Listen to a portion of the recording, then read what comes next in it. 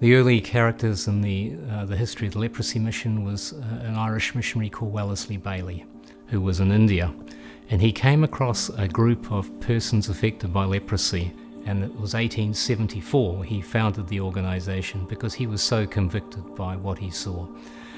The challenges he faced is he had to go back and raise money for the work that he saw that needed to be done. So he had to go back to Ireland and raise money, which is where the mission first started in this part of the world.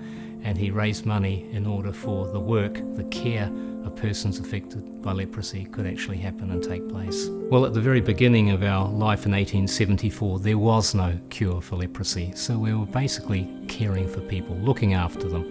The people who've been outcast and left behind by others in their communities. So that was very, very much what we were doing at the beginning.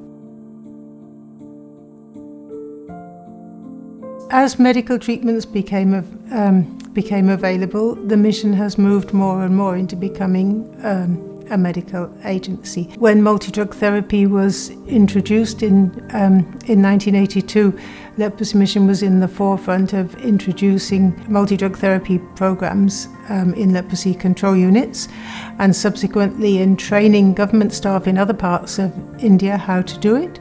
So the mission was moving away from looking after individuals who had leprosy towards supporting whole communities that had leprosy. The mission has been able to change its focus, to add new staff or new programs when the situation around us was changing.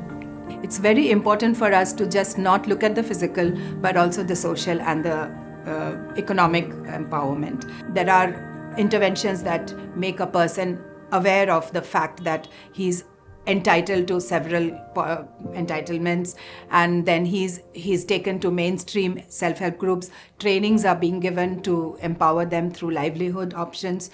And this starts also very young. For children, there are empowerment and advocacy awareness training sessions where they are also learn to speak up for themselves.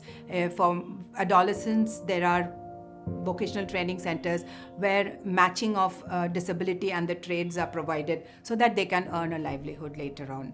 Where there is not a possibility of getting an education is taken at their doorsteps in the form of college on wheels. And then we also have these livelihood options where entrepreneurship, opening a bank account, maintaining a savings balance, and several other trades are taught so that despite disability, they are able to get some income and support their family. This helps them to get rid of the stigma. They are economically empowered and they get a standing in the society and in the family. I think that what inspires me about this organisation is it's seen 2 world wars, global pandemics, a Great Depression, and yet it's still been sustained. It's still carried on its work. People who have been absolutely selfless, who have carried on doing work, left their homes, left their families, gone to foreign lands to help people affected by leprosy. So it's the passion of this organisation, the passion of people who have come and have served persons affected by leprosy so selflessly. That's what I feel passionate about and feel so proud about.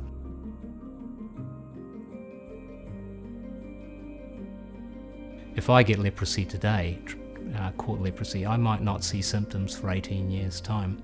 So we want to turn off the tap, if you like. We want to stop new cases coming, but we will see new cases for some time. What's more, there'll still be people with disabilities who have disabilities now who need that care, and there'll still be need for advocating for persons affected by leprosy to ensure that they have their rights. So yes, we want to turn off the tap, if you like, to make sure new cases don't continue, but we know that there'll be some time for us to remain in place in order to support some of the other things like stopping leprosy disability and preventing it, and also for strengthening and helping persons affected by leprosy to ensure that they are able to have their rights in society just like you and I can.